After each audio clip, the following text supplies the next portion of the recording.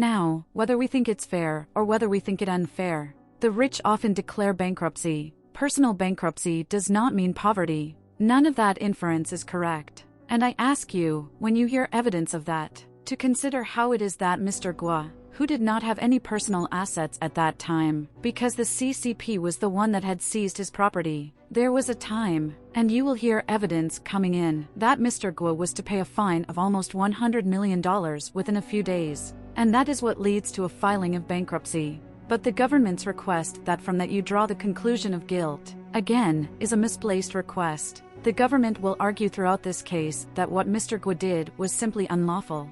They will ask you to say, you can be persecuted and you can still be a fraud. And when they ask you that, I ask you to think about how the evidence shows them to be wrong. The government isn't just saying that there is a fraud. What the government is asking you to do is to conclude that Mr. Gua defrauded essentially himself, because he is the whistleblower movement, and the whistleblower movement is him. So when they ask you to take a look at the evidence that comes in, the evidence of wealth, the evidence of spending, the evidence of luxury, I ask you to evaluate all of that evidence in the context which I have described.